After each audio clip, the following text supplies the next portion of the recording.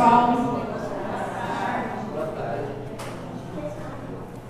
É muito bom estarmos aqui hoje, né, reunidos mais uma vez, numa aula diferente para os jovens, para os pais, para a turma B, né, e para todo o centro, né, porque o convite para a palestra de hoje foi estendido para todas as pessoas de todos os setores da casa, porque não é algo só específico da evangelização, mas da educação e da cultura espírita e da educação espírita. Então a gente está aqui hoje com a Sandra, que é cria da casa, quem não conhece, ela é cria da casa, e ela veio falar com a gente sobre inteligência artificial. E o mais legal é que ninguém combinou. Qual é o nosso tema do ano? Quem lembra qual é o tema do ano? Saudável? Saudável, não é? Pessoa saudável? Novos tempos, né? Tem a ver com a alimentação saudável, que os pequenos estão vendo, né? A nova consciência ambiental e social, a genética, o que mais? As energias renováveis. E os novos tempos trazem também, né, a questão até da ética com a inteligência artificial.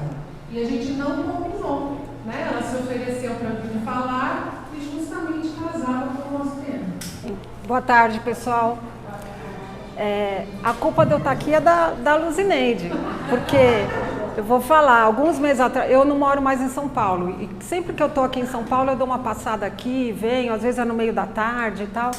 E aí uma das vezes que eu vim, acho que na metade do ano passado, eu falei com a Luzineide, ó, tá vindo uma coisa aí que eu acho que é legal a gente falar com os jovens, uma tal de inteligência artificial, tal. Ela falou, tá bom, anotou num papel. Meses se passaram. Eu falei, acho que a Luzineide esqueceu, né? Aí a gente sabe que na verdade as coisas convergem, né? Então o momento certo para eu estar aqui seria hoje, de repente, né? Então, é uma honra para mim estar aqui nessa casa, a casa que me acolheu alguns anos atrás, me recebeu, me deu instrução, me deu estudo, me respeitou como pessoa. Então, é motivo de muita alegria eu poder fornecer essa troca, né? Com o conhecimento que eu tenho de um assunto, que eu trabalho com isso. Então, é muito gratificante eu poder dar essa troca e hoje agradecer a casa, retribuindo com algum conhecimento que eu tenho de um assunto que é um assunto que está quente, né? Está na moda, um assunto aí que muita gente está falando, muita gente opina sem saber direito o que é. Eu estou vendo aqui que a gente tem muitos jovens, tem pais, então talvez os conhecimentos não estejam nivelados, né? Já conversei com alguns jovens aqui que já se aventuram em brincar um pouco com inteligência artificial e talvez os pais nem saibam direito o que é. Então a minha tentativa aqui hoje é de nivelar o conhecimento e apresentar esse mundo que é um mundo de uma grande novidade, tá? Eu não vou me apresentar porque eu tenho uma assistente virtual que me apresenta, então eu vou rodar aqui para vocês ouvirem. Olá, eu sou Sandrex, uma inteligência artificial e vou apresentar minha criadora. Sandra é formada em administração de empresas, pós-graduada em neurociência da aprendizagem, autora de livros sobre estruturação de banco de dados, apaixonada por tecnologia e presta consultoria na área. É casada com a Rita desde 2010. Elas são tutoras do Alok, essa gracinha de pet. Ela é fruto da casa, formou-se no Centro Espírita Irmão Itajubá em 2022. Atualmente mora na cidade de Santos.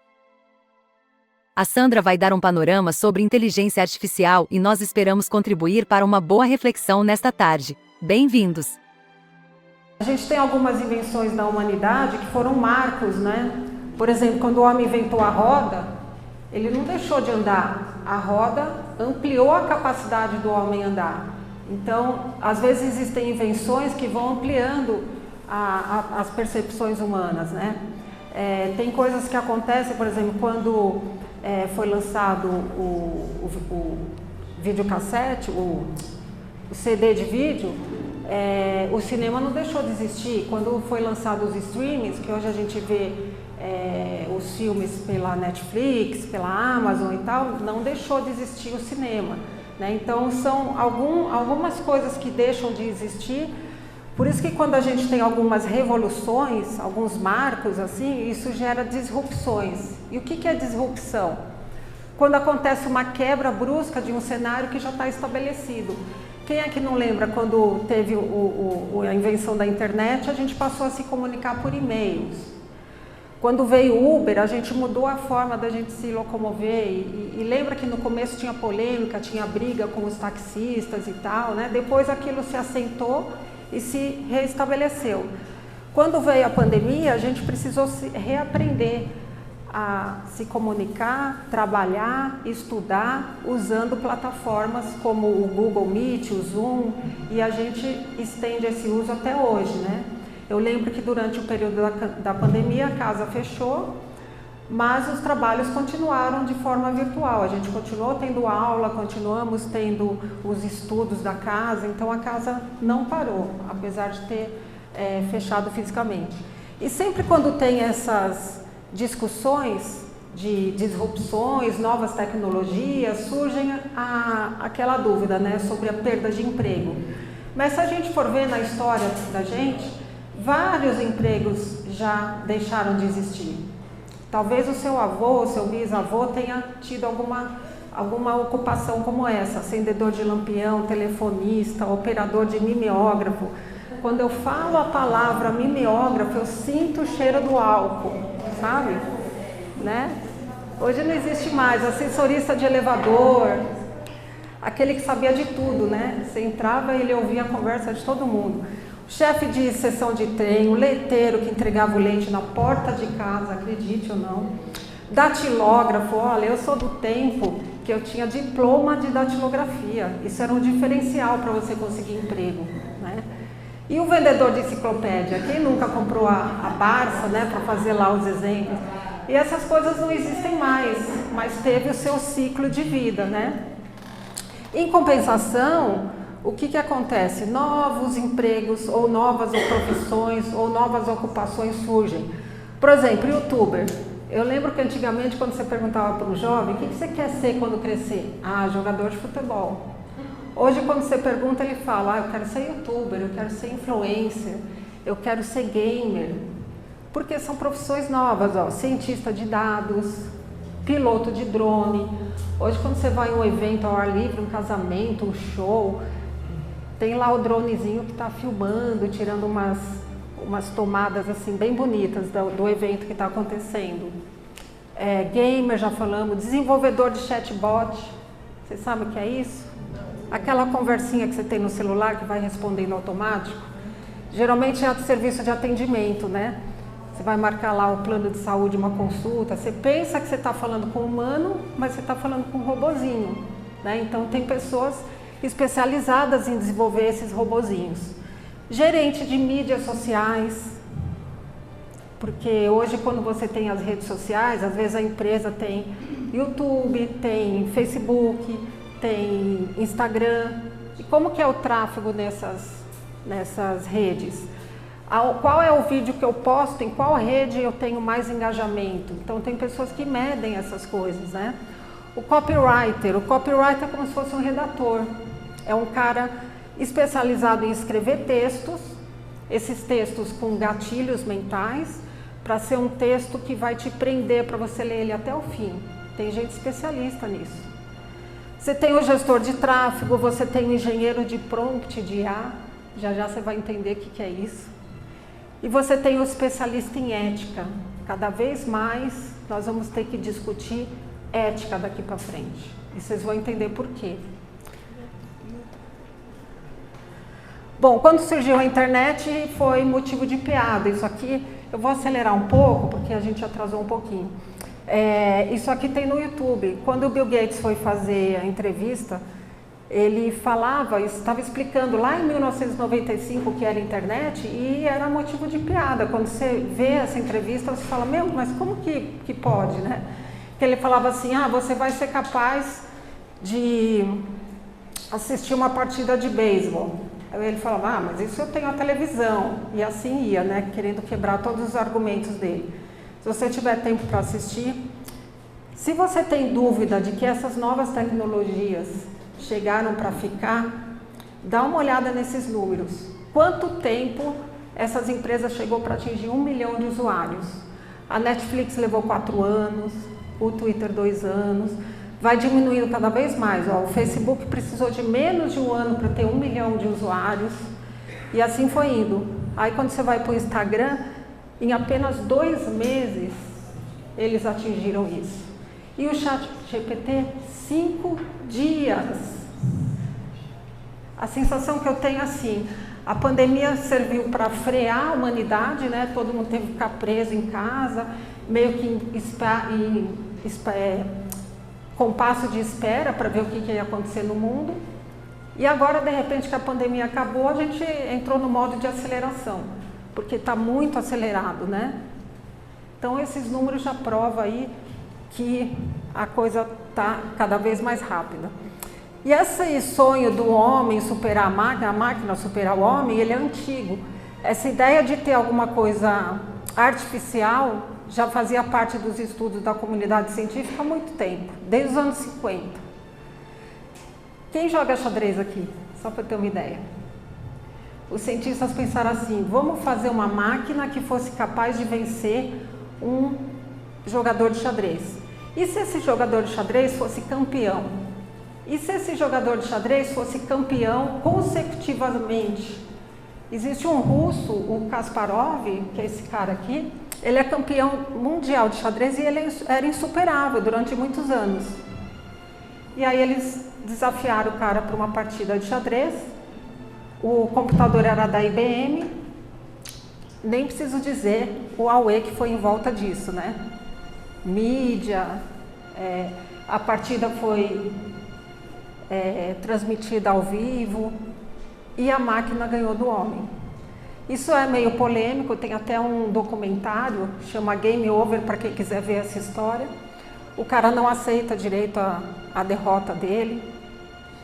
Mas só para você ter uma ideia, o que é importante aqui, essa máquina ela tinha uma capacidade de 200 milhões de posição de xadrez por segundo. Olha só. Mas se eu te falar que era uma máquina burra, você acredita? Por quê? Porque ela só sabe jogar xadrez. Só isso, né? Então, o que fez as máquinas ficarem inteligentes? Então, a definição de inteligência artificial tem muitas por aí, mas essa eu achei boa. É a capacidade que os computadores e sistemas de realizarem tarefas que requerem inteligência humana, como aprender com experiências, reconhecer padrões, tomar decisões, compreender linguagem natural e resolver problemas. Então, o que faz o computador ficar inteligente?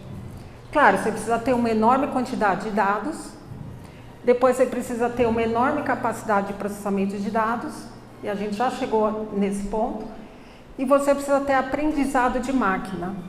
O que é aprendizado de máquina? Como é que a máquina aprende? Se eu te falar que é muito parecido com a forma com que a gente aprende, você vai acreditar? E antes de eu falar como que a máquina aprende, alguns exemplos aí de inteligência artificial que a gente já usa, ou pelo menos algumas pessoas, não sei se todo mundo. Assistentes de voz, tipo Alexa, a Siri, o chatbox que eu falei, o Google Assistente, os painéis que a gente tem no carro, tudo isso já tem inteligência artificial. Quem aqui usa Alexa? Bastante até, hein? Eu nunca mais fiz compra escrevendo no papel. Que eu lembro uma coisa que está faltando, eu chego lá, Alexa, adicionar tal coisa na lista. Aí estou lá lavando a louça, acabou o detergente, Alexa, adicionar detergente de louça na lista. Aí quando eu vou para o mercado, eu levo meu celular. Aí eu abro a lista e tenho a minha lista de compra numa versão moderna, vamos dizer assim, né? E assim vai. Quem mais? Sistemas de segurança. A gente tem as seguranças que tem nas redes, os filtros de spam, reconhecimento facial, sistemas de fraude, antifraude de cartão de crédito. Eu tenho um certo padrão de compra de cartão de crédito. De repente, se aparece uma compra muito alta, o banco trava, às vezes até impede daquela transação acontecer. Aí é chato, você passa um carão na loja, aí tem que ligar e falar, não, sou eu mesmo que estou comprando isso, aí eles liberam. Isso daí é tudo inteligência artificial que tem por trás, porque ele consegue ver o comportamento que você tem das suas compras e consegue identificar se aquilo é uma fraude ou não. No primeiro momento a gente fica bravo, fica nervoso, passei carão na loja, tal, mas depois a gente fala, que bom, né? Porque se tem alguma fraude no nosso cartão, isso daí é um mecanismo de segurança. Que mais? Sistema de recomendação. Quem nunca assistiu um filme aí lá e quando acaba o filme ele recomenda, né? Outros filmes. Porque esse banco de dados que tem lá, ele é agrupado, então ele consegue identificar as preferências que você tem. Eu gosto mais de comédia, eu gosto mais de terror, gosto mais de documentário. Aí ele vai sugerindo os conteúdos para vocês. A Amazon também, quando você está fazendo compra, você compra um livro lá, por exemplo, e fala, as pessoas que compraram esse livro também compraram esse. E às vezes a gente fala, é mesmo, eu não tinha pensado nisso. E compra, né? Que mais? Diagnóstico médico. Isso é muito bacana. Sistema que analisa imagens e consegue dar um diagnóstico com alta precisão. Isso é fantástico. E outros, né? Poderia ficar falando de muitas coisas, mas vamos em frente. Como que o computador aprende? Eu prometo que eu não vou ser técnica.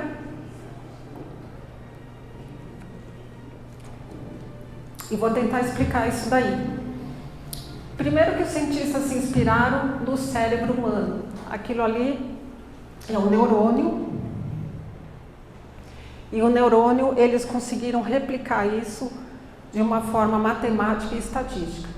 De uma forma bem artificial. Eu não vou entrar no mérito aí, mas tem aprendizado por reforço, aprendizado supervisionado, aprendizado não supervisionado, tem coisa bem complexa em cima disso.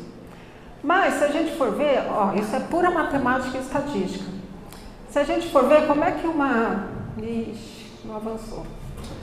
Como é que uma criança aprende, por exemplo, o que é um cachorro? Às vezes a gente está lá andando na rua, quando a criança vê um cachorro, ela fala, au, au, não é assim?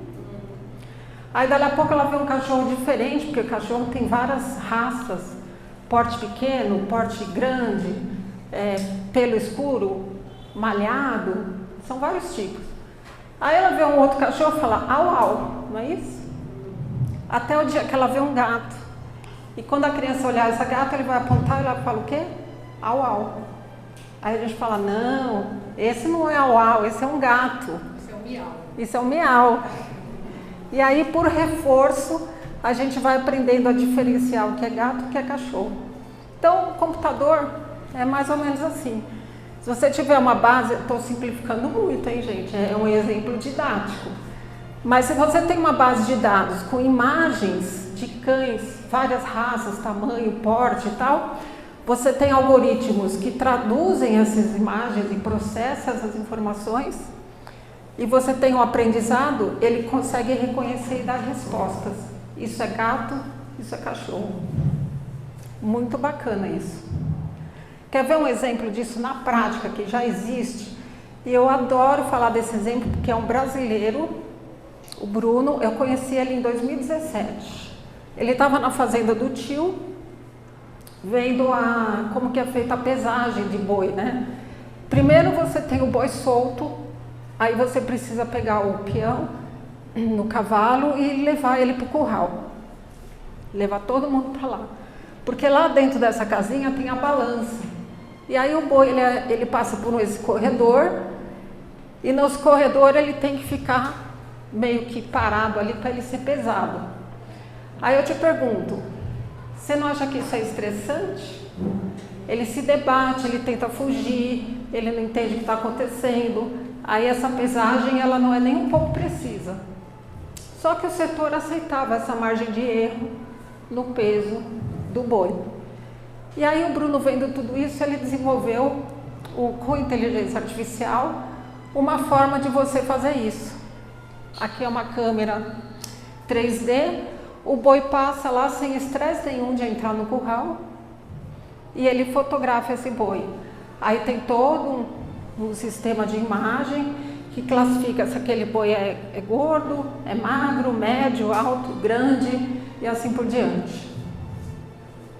Sensacional. Aqui não vai rodar o vídeo, mas ele já evoluiu para a câmera ficar em cima, né? O boi passa aqui e aqui você tem no aplicativo tanto a contagem quanto o quilo do boi. Fantástico. Ele revolucionou na área de pecuária a coisa de pesar o boi. Ganhou prêmios nacionais e internacionais. Bem interessante isso aí, é brasileiro. Que mais? Ah, agora rodou aí, ó. Tá vendo? Ó, o boi passa aqui e ele está contando e está pesando. Repare que passa boi magrinho, boizinho um pouquinho maior. Legal. Vamos ver um exemplo de diagnóstico médico. Caso real também. Isso aconteceu no nosso país. Eu vou relembrar para quem não lembra. Na Olimpíada de 2016, esse nadador aqui, o Mark Horton, ele estava prestes a pular na piscina. Ele foi campeão, inclusive. E aí um fã dele olhou ele e falou, esse fã era um médico, dermatologista. Vocês lembram desse caso? Não. Aí o médico achou uma pinta suspeita nele. Aí ele escreveu para a equipe médica, ele era fã, escreveu para a equipe médica. Pois quando o Mark voltou para a Austrália, ele foi ao médico e essa pinta era um câncer. Então eu pergunto para você, aí depois ele faz um post agradecendo esse fã que alertou ele. Ele até brincou falando que, ó, tô devendo uma aula de natação grátis, né? Isso aconteceu na Copa. E como que, se a gente pensar, o médico, ele estuda, ele é treinado, o olho dele é treinado para identificar a pinta. O cara conseguiu ver de uma imagem de televisão. Porque a pinta, a benigna e maligna tem diferença. A simetria, a cor, formato. Então, se o médico é treinado para isso, o olho humano é treinado para isso, imagine uma máquina. A precisão que ela pode dar no diagnóstico médico. E já existem empresas que estão trabalhando em cima de sistemas para olhar a chapa de pulmão, ressonância magnética, tudo para identificar doenças. Então, o mais interessante vem agora. A inteligência artificial ganhou um grande impulso. Esse impulso foi avassalador. E é por isso que está se falando tanto de inteligência artificial. Porque só com isso que eu mostrei, a gente já tem muita coisa boa, não é? Só que agora a gente foi além. A gente deu um passo gigantesco maior. Por quê?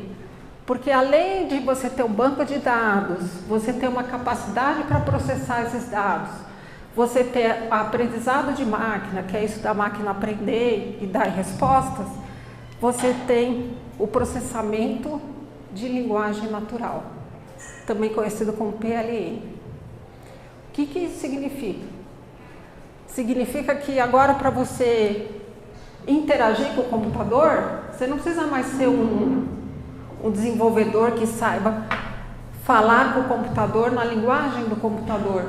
Porque para você conseguir ter uma troca com o computador, você precisava saber conversar com ele. E aí tem várias linguagens de programação.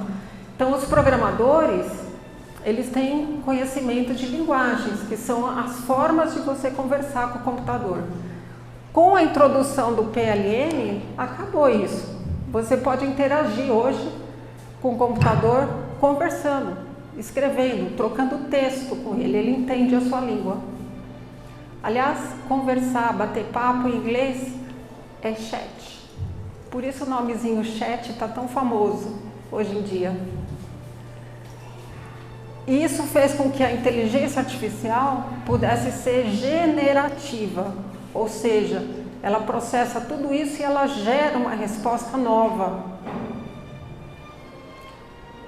Fica claro a palavra generativa, de generar?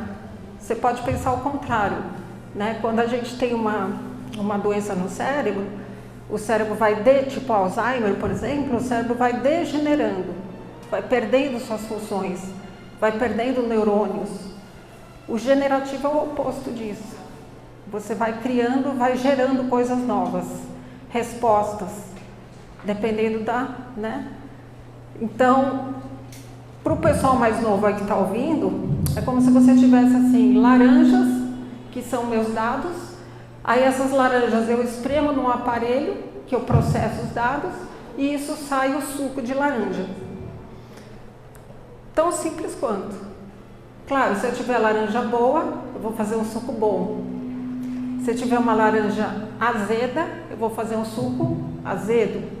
Então, tudo depende do input que você dá na máquina para você ter uma boa resposta ou não. Tá? Bom, a partir daí, enquanto os sistemas tradicionais de inteligência só reconhecia padrão e realizava previsões, a inteligência artificial agora é capaz de criar. Criar o quê? Texto, imagem, som. Então aqui, ó, até a imagem já diz, né? Está criando texto, está criando imagem e está produzindo som. Que tipo de som? Fala, música. Eu posso ter, por exemplo, uma assistente virtual com a minha voz falando em meu nome. A gente pode ter lá um ator de um filme de Hollywood, tipo Tom Cruise. Imagine Tom Cruise num filme novo do Missão Impossível. O idioma natural dele é inglês. Mas imagina a gente assistindo um filme dublado em português com a voz do próprio Tom Cruise.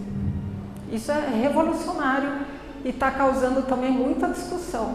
Até que ponto eu posso usar a voz de uma pessoa, a voz de um ator, né? Já existe um movimento de dubladores querendo entender isso daí, como é que vai ficar essa parte de legislação. A gente teve recentemente também greve de roteiristas, né? O Rafa deve saber disso, roteiristas de cinema, porque agora a IA pode fazer roteiros de filmes. E aí, a profissão deles, o que vai acontecer? Então, eles até fizeram greve, pararam, protestaram por conta disso. A Amazon, ela tem, não sei se você sabe disso, você pode publicar um livro eletrônico. Então, se você é especialista no assunto, você vai lá, escreve e publica. Aí eles olham, vê se está ok o assunto, tal. Se aprovar, eles publicam e vendem na própria Amazon. Pois no final do ano passado, a Amazon bloqueou esse serviço, porque estava tendo muita gente fazendo e-books, esses livros eletrônicos, publicando para vender e ganhar dinheiro. Só que quem estava escrevendo esses livros era a inteligência artificial. Então, olha o tamanho da encrenca que o ser humano está usando para ele mesmo. Né? Vai ter que ter muita conversa aí de ética e tudo mais. Regulamentação e tudo mais. A primeira reunião para falar de regulamentação de inteligência artificial aconteceu semana passada, na ONU. Se vocês entrarem lá na ONU e baixar lá, vocês vão ver a primeira tentativa de regulamentação, né? Bom, vamos ver isso daqui funcionar? Como é que é criar texto? O ChatGPT, ele ficou mais famoso, porque ele foi o primeiro a sair, né?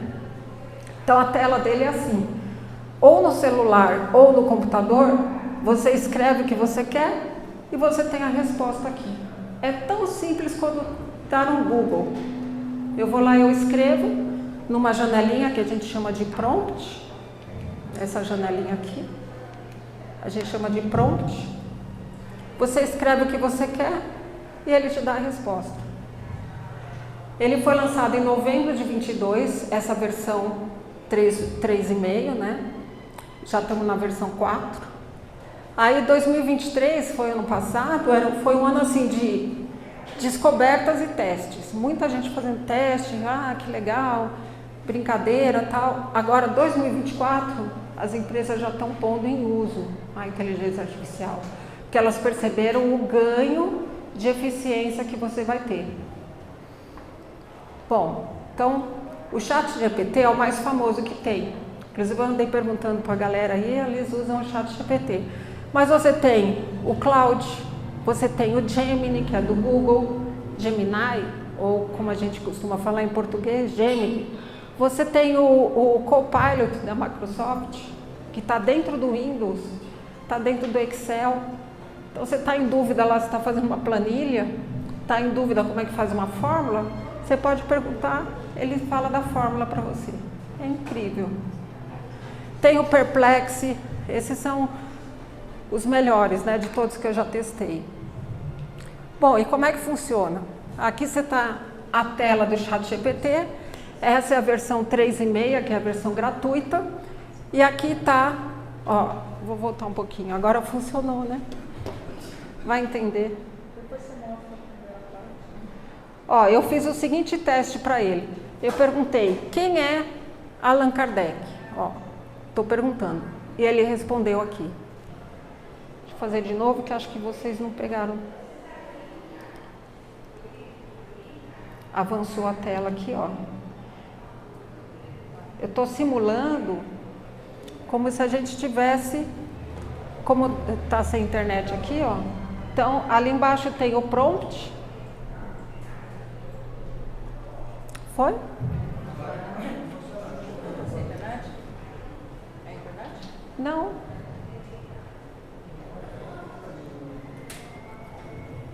Estava aparecendo aqui, não estava? É.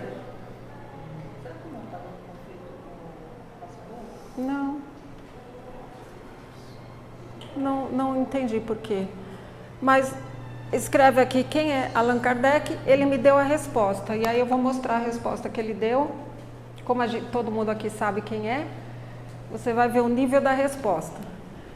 Allan Kardec, conhecido, aí dá o nome em francês dele, foi um educador, nasceu na França, faleceu em 1869, tudo certinho. Tornou-se professor e foi reconhecido por suas obras pedagógicas. Organizou, sistematizou os princípios no Livro dos Espíritos, o Livro dos Médiuns. Está respondendo direitinho, né? Kardec é reverenciado como codificador do Espiritismo e tal. Então você foi lá e perguntou, quem é? Eu nem usei o verbo foi. Quem foi Allan Kardec? Eu perguntei, quem é Allan Kardec? E essa foi a resposta. Vamos ver a mesma pergunta no Gemini, que é outra inteligência artificial que é do Google. Vamos ver se roda. Olha lá, aqui a telinha, o prompt dele é aqui, ó, quem é Allan Kardec? Aí ele responde, tempo real, resposta codificador do Espiritismo, os livros que ele escreveu, alguns, né? E ainda ele dá a dica, ó, o Gemini é legal por isso. Ele dá a dica. Aqui a segunda vez parece mais completo, né? Aí as fontes que ele pesquisa, né? Exato, ele mostra as fontes. Espera aí que ele já...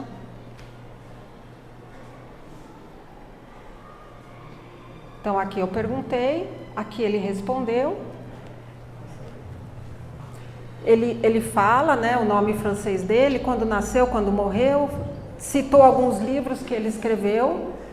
Aí ele ainda fala aqui, fatos importantes. Kardec nunca se intitulou como fundador do Espiritismo, mas sim como codificador. Não está correta as respostas? E aqui ele fala, para saber mais, pode consultar a Wikipedia, que é a enciclopédia online, ou você pode ir no site da Federação, ou você pode ir no site da editora, e aqui ele fala a fonte onde ele foi buscar essas respostas. Então, olha que legal, você pode perguntar qualquer coisa que ele faz. Aí eu pedi para ele o seguinte, nós que estudamos Espiritismo, eu fui perguntar para ele assim, ó, quais são as leis divinas segundo o Espiritismo de Kardec? Vamos ver o que ele responde. Olha lá.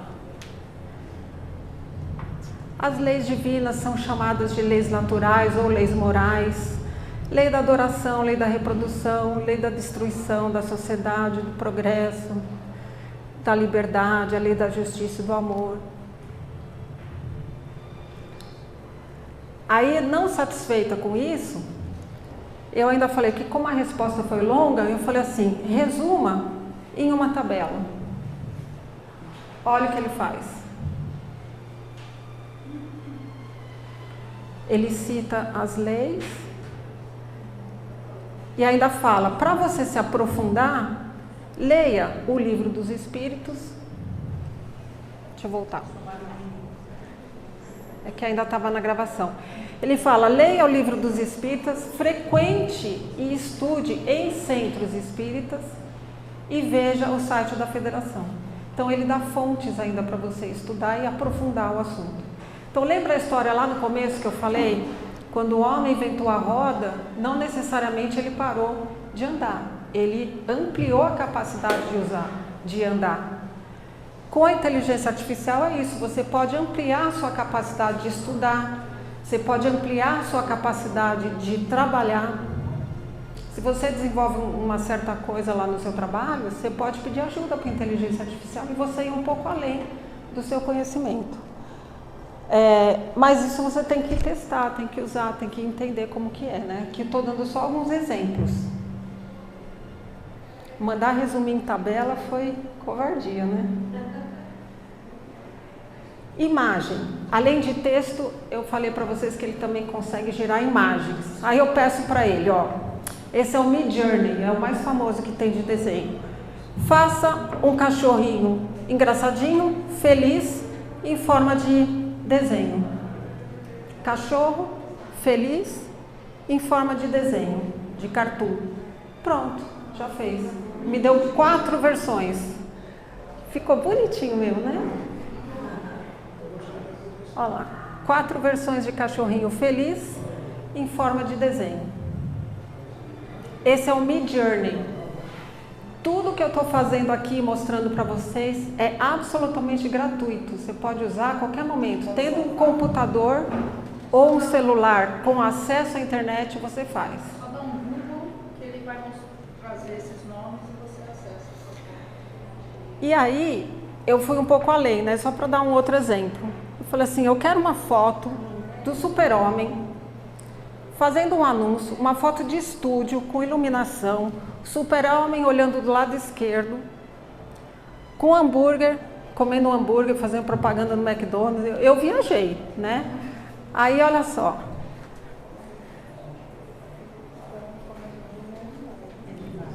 Aqui o prompt.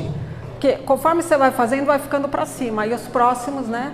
Ó, uma imagem realista de um estúdio de fotografia com o Super-Homem, estilo propagandas do McDonald's, né? Ele está segurando um hambúrguer, ele está calmo, olhando para a tela do lado esquerdo, né? E assim vai. E aí eu fui um pouco além. Eu ainda falei o tipo de câmera que eu gostaria, o tipo de lente que eu gostaria que essa foto, como se eu tivesse usado uma câmera fotográfica mesmo para tirar foto. Vamos ver o que dá. Tá aí. Olhando com o lado esquerdo, com o hambúrguer na mão, estilo propaganda do McDonald's, o Superman. Tem noção do que nós estamos falando aqui? O céu é o limite, né? Esse daí foi no Midjourney, mas tem outros.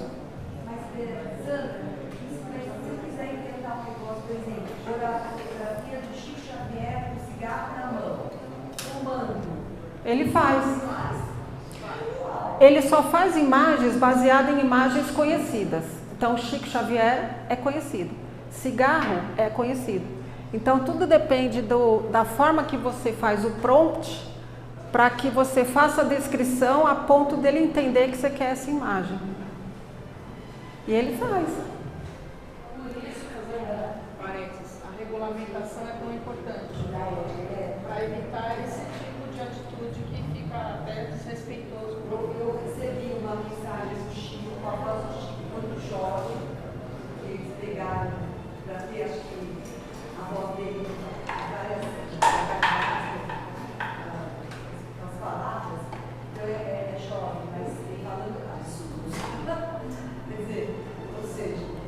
Olha como vai ser importante a nossa educação moral. Porque para uma pessoa que está assistindo uma coisa absurda dessa, ela sabendo que o Chico não seria capaz disso, acabou ali. É igual os fake news que vem e a gente repassa, né? Que a gente acredita que é verdade. Mas se tem uma coisa que você sabe que é mentira, você não repassa, acaba ali, né? E assim, a história ensina, né, pra gente. Sempre quando aparece uma coisa boa, aparece a coisa ruim junto. Quando apareceram os primeiros computadores, tinha o tal dos vírus. Aí depois começou a aparecer os antivírus, né? Hoje em dia, a gente tem muita distribuição de fake news lá no WhatsApp e tudo. Aí hoje já tem mecanismos anti-fake news. Então eu acredito que a gente vai chegar no momento em que vai ter mecanismos, e já tem alguns, de se é verdadeiro ou não aquilo que foi produzido. Um vídeo, né, uma dublagem.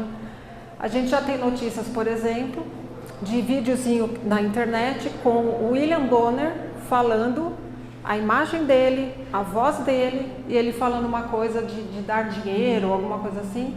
E tem muita gente que caiu achando que era ele mesmo. Então usa o prestígio da imagem dele para pedir dinheiro ou coisas parecidas. Então olha, gente, que pode ter de coisas aí pela frente, né?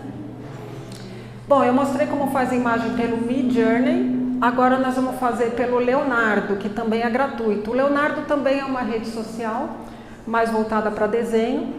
E aqui está o prompt, ó. Crie uma imagem super realista de um pôr do sol na praia, com crianças brincando de fazer castelinho na areia. Aí ele me deu essas versões. Pôr do sol lindíssimo, praia, crianças brincando na areia. Bacana, né? Só que antes dessa teve uma outra que passou aqui sem eu perceber. Cria uma imagem super realista de uma tarde na praia. Ele criou, aí fez uma versão com uma mulher, uma versão com um homem, um menino e uma garota. Alguém perguntou aí se eu poderia salvar. Sim, você pode baixar essas imagens e continuar. Ou, se você não gostou do resultado, você vai lá, você retroalimenta e vai aperfeiçoando, aperfeiçoando, aperfeiçoando até ficar na versão que você quer.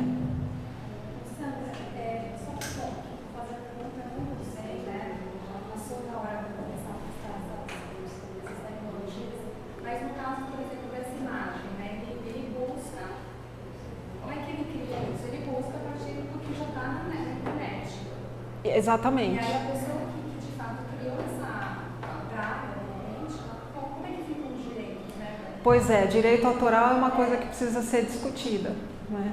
Porque, como a Regina falou, quero usar a imagem do Chico, né? Vamos supor que não fosse fumando um cigarro, mas eu quero usar a imagem do Chico para colocar numa frase aqui. A imagem dele assim, é que o Chico é patrimônio nacional, né? Mas vamos supor que fosse alguma coisa que tem direito autoral. Não é verdade que hoje lá no YouTube, por exemplo, se você vai fazer um videozinho de aniversário, aí de repente você põe ou um personagem da Disney ou uma musiquinha que tem direito autoral, o que o YouTube faz? O mecanismo lá deles de direitos autorais vai lá e tira o vídeo do ar. Então eu acredito que a gente vai acabar evoluindo em coisas desse tipo. Precisa ter discussões éticas em cima disso, direitos autorais. Não é à toa que as pessoas estão começando a ficar preocupadas com isso.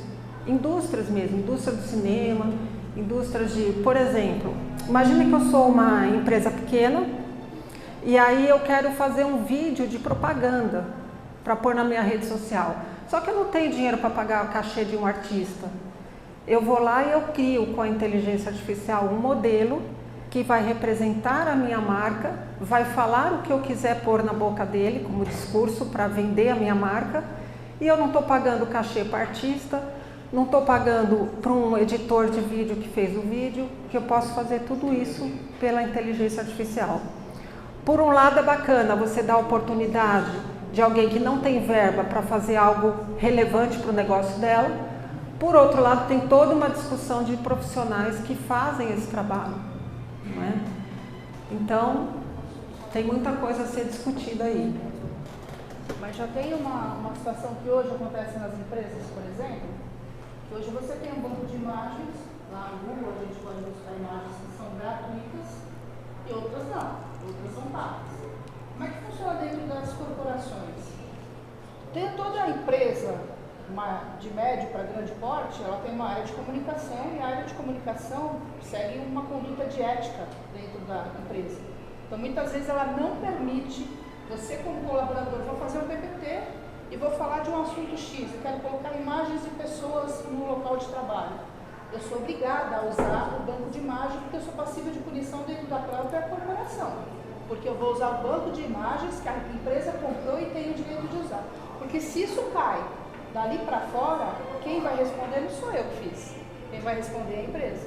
Então daí entra isso muito que ela colocou, que vai existir essa regulamentação e vai existir essas brechas, como tem lá no YouTube, de tirar do ar ou de até avisar ou autuar alguém porque usou uma imagem sem a autorização, vamos dizer assim. Então, ó, tudo isso que eu falei, acreditem, é baseado em matemática e estatística. Então, na hora dele gerar o texto e te dar uma resposta, por exemplo, a frase, vou na padaria comprar pão.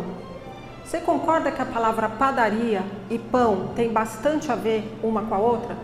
Então, é como se a gente desse peso para as palavras e palavras semelhantes ficam juntas. É difícil de explicar, mas assim, é pura matemática e estatística. Então o sistema nada mais faz do que receber o input de palavras que você está dando e ele tenta adivinhar as palavras que seriam a melhor resposta para você. E isso está tão bem treinado, os algoritmos eles estão tão bem treinados porque eles se retroalimentam.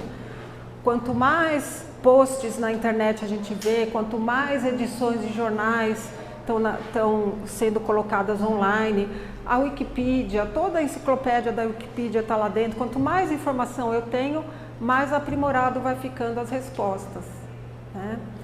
Porém, a gente tem que ver o seguinte, nem tudo é perfeito.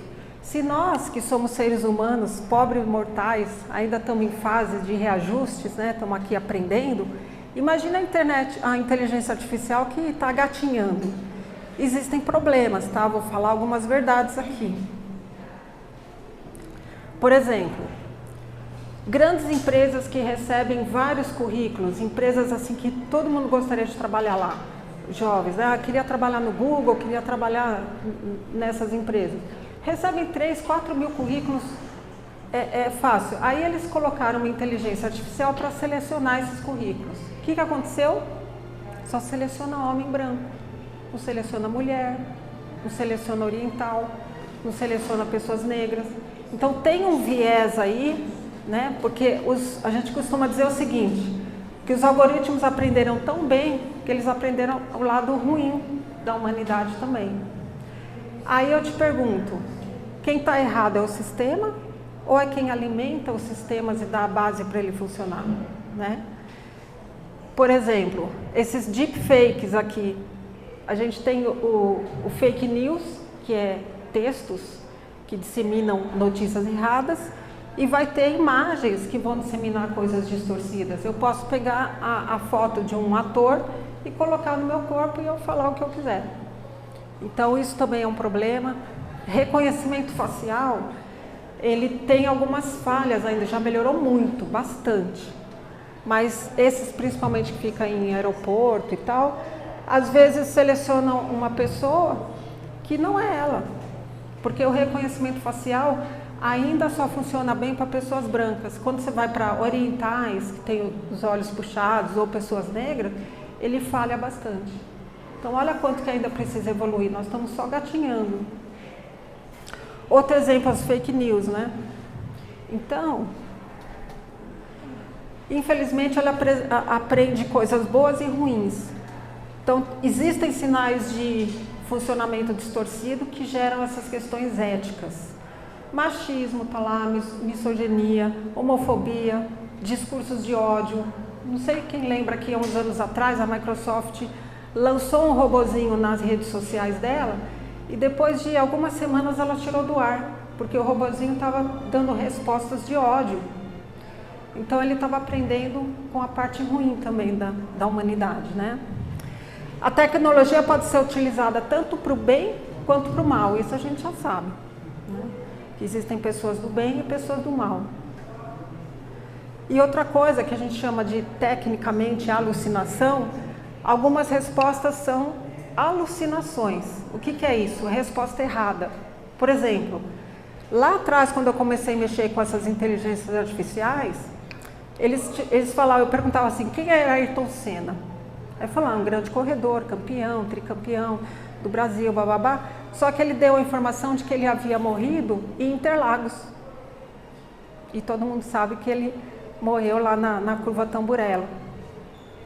Por quê? A palavra Interlagos e Ayrton Senna tem muito a ver, as duas, né? Isso já foi corrigido. Quando você pergunta hoje quem é Ayrton Senna, vem direitinho lá. Mas existia, então, como existiu erros e isso não é perfeito, podem existir respostas erradas, podem existir respostas distorcidas, que a gente chama tecnicamente de alucinação da inteligência artificial. Então, assim, não pense que tudo que ele der de resposta é verdade absoluta, tá? Por isso que é bom você começar com um assunto que você conhece. Porque aí você vai ver se as respostas têm a ver ou não têm a ver. Aí você vai ver se o ChatGPT para você é melhor, ou se o Gemini ou um outro qualquer. Então, comece com assuntos que você conheça. Então, é aquilo que eu falei do suco da laranja, né? Se a laranja estiver podre, vai sair suco podre. Se a laranja estiver azeda, vai sair suco azedo. Tudo depende do input que é dado. Então, o exercício que eu proponho aqui para a gente fazer é quem vai ser você na fila desse pão, né? Que uso que você vai fazer dessa ferramenta, se é que você vai optar por usar. Existem alguns atributos humanos, vocês concordam comigo? Capacidades cognitivas, raciocínio, solução de problema, memória, isso até a máquina pode fazer. Mas e a inteligência emocional? Como é que uma máquina vai gerenciar as emoções? Como é que uma máquina vai ter empatia? Vai ter a capacidade de se colocar no lugar do outro? Como é que ela vai se autoconhecer? E a inteligência social? Como é que ela vai interagir com outras pessoas? É uma máquina, não é? E o livre-arbítrio, a capacidade de fazer escolhas?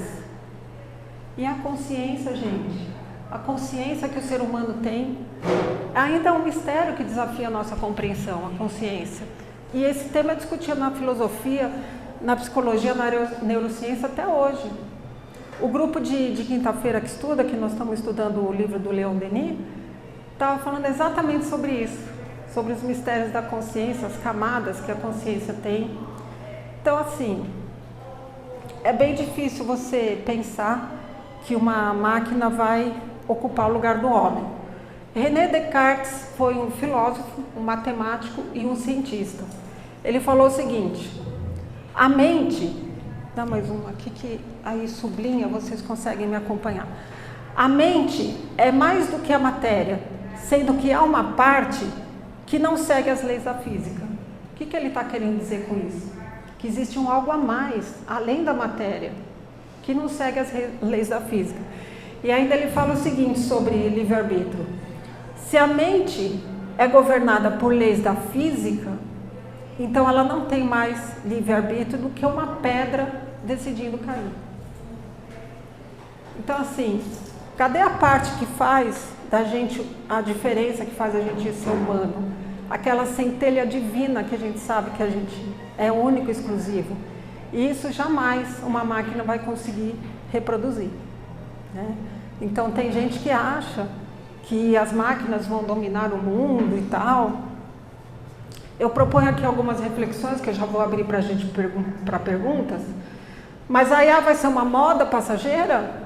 Bom, não sei se você percebeu, a gente está diante de um momento sem precedente na história. É um movimento maior do que foi quando veio a internet. Então, que para as crianças aqui é história, para a gente é memória, porque nós vivemos a criação da internet. O que está vindo aí, eu acho que você já percebeu que é algo maior que isso. A inteligência artificial vai roubar meu emprego? Para quem tiver o letramento, ou seja, para quem conhecer, mexer nas inteligências e acompanhar essas inovações, eu acredito que vai continuar sendo relevante para o mercado. Agora, aquelas atividades que são meramente operacionais, elas têm uma tendência muito forte a serem substituídas, porque a IA vai fazer isso. A gente já viu isso acontecer na indústria, com os braços mecânicos substituindo a mão humana, né? A IA vai tomar o lugar dos homens? Há quem acredite que sim. Eu acho o seguinte, né? Tem um grupo de cientistas que falam, tem uma visão mais pessimista, que fala que isso vai ser ruim para a humanidade, que vai ter muita gente que vai perder emprego, que vai aumentar a diferença social que a gente tem no mundo. Eu já tenho uma visão um pouco mais otimista. Eu acho assim, o homem não foi feito para atividades operacionais. Aí me vem aquela imagem do Chaplin na linha de produção, né? Só apertava botão, ele saía na rua apertando, continuava a apertar botão. O ser humano não foi feito para ser uma máquina. Então, a partir do momento que a gente está chegando e evoluindo para uma situação em que as máquinas podem fazer essas operações repetitivas, sobra tempo para quê? Para a gente ser humano, a gente voltar a ser criativo, a gente voltar a fazer coisas que só os humanos conseguem fazer. E aí, usar a inteligência para ampliar as suas capacidades, você pode fazer coisas novas.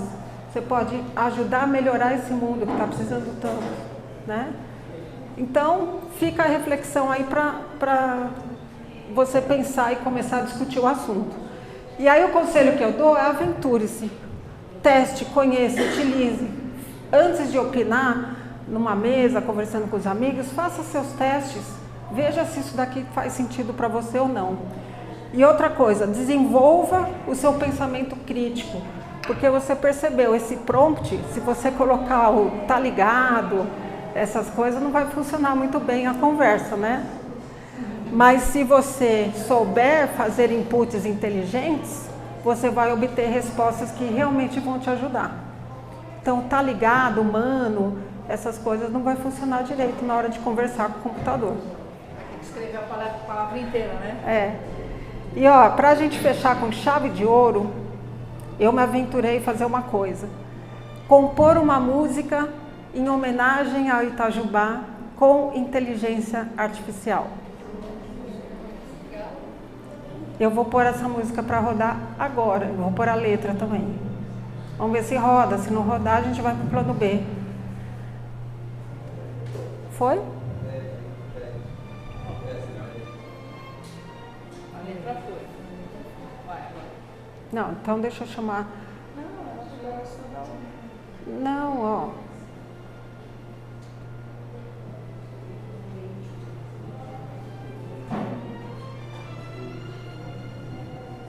Foi?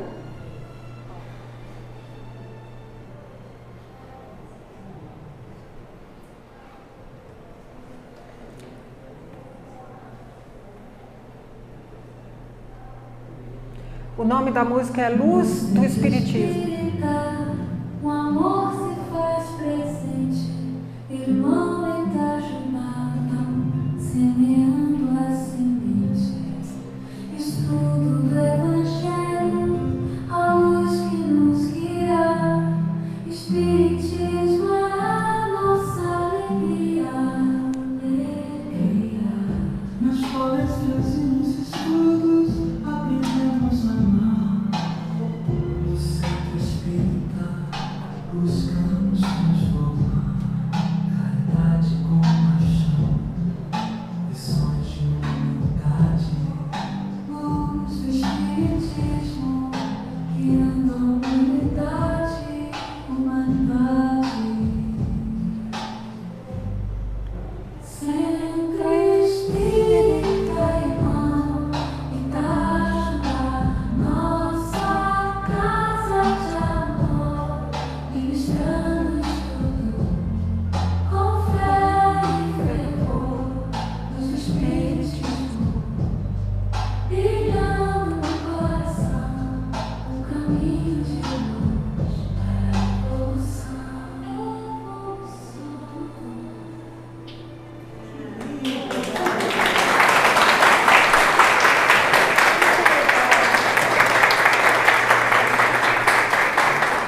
Com isso a gente fecha com chave de ouro. A música, quem quiser baixar, é só apontar o celular aqui e você vai ter no seu celular. Se alguém tiver dúvida, quiser falar coisas mais específicas, ali está o meu Instagram, pode mandar um direct para mim. E eu não sei se a gente tem tempo, mas eu estou aberta a perguntas. Todo mundo quer pegar a musiquinha, né? Se alguém tiver perguntas, eu levo o microfone aí. Aí eu tenho. Pode falar. Tenho duas. Pode falar. Existe uma lenda, né, que diz que quando a gente está conversando perto do celular ou do notebook, depois começam a aparecer coisas. Então, sei lá, a gente está falando de aspirador de pó. Ah, precisamos comprar um aspirador de pó. Aí quando abre o notebook começa a aparecer propaganda de aspirador de pó. Isso é verdade ou é lenda? E a outra pergunta é, na sua opinião, Sandra, a gente ainda vai viver aquele filme Exterminador do Futuro? Bom, a primeira pergunta é o seguinte, não é lenda, é verdade. Aí eu te pergunto, você paga para ter uma rede social? Você paga para ter o Facebook? Você paga para ter o Instagram? Essas empresas, elas querem os seus dados, porque a gente produz dado todo dia. Quando você faz uma simples compra no mercado e coloca lá o seu CPF, você está produzindo dado. Quando você entra num cafezinho, toma um cafezinho, você está produzindo dado. Se aquela loja se preocupa em saber quem é o cliente que está entrando lá. Então, os microfones, os sensores do seu celular estão ouvindo. E se você está falando de... Qual foi o exemplo que você deu? Aspirador de pó? Vai aparecer um monte de aspirador de pó. Isso é configurável. Se você não quer ter esse inconveniente, você vai lá nas configurações e você desliga, tá? Mas, por padrão, isso é ligado nos aparelhos. Porque as empresas têm interesse em saber os dados. Por quê? Porque como que elas ganham dinheiro? Se eu pegar todos os meus clientes que vendem aspirador de pó, pegar e direcionar propaganda para quem está interessado em comprar, você concorda que o match é muito mais, né? A chance de dar negócio é muito maior? Então, as empresas fazem isso. E a segunda pergunta é não. Eu não acredito que a gente vai chegar, como lá nos filmes Exterminador do Futuro, por aquilo que eu comentei há pouco, né? Não dá para reproduzir uma centelha divina, né? A consciência humana. Isso aí ainda é muito humano. E muito divino. Muito divino. E posso fazer Então, um parênteses aí? Por que não dá? Porque se a linguagem que ela entende é uma linguagem estabelecida por padrões, repetições, coisas que acontecem a todo momento, o ser humano, por mais que ele siga padrões, quando a gente fala de emoção, a gente não segue padrão nenhum. Tem dia que você está bem, tem dia que você está ruim, tem dia que você está com vontade disso, tem dia que você está com vontade daquilo. Então, não existe tecnologia capaz de prever esse tipo de coisa. Por isso que essa questão da máquina se igualar, eu também acho impossível. eu acho que nosso tempo está acabando. Eu agradeço demais a oportunidade de vocês. Desculpem o começo ser meio tumultuado, de que não rodou lá assistente virtual e tal, mas eu espero ter contribuído. Se vocês saírem daqui falando do assunto, querendo conversar ou querendo ligar o seu computador, o seu celular e fazer testes, já valeu eu ter vindo lá de Santos para cá para conversar com vocês. Muito obrigada pela atenção de vocês.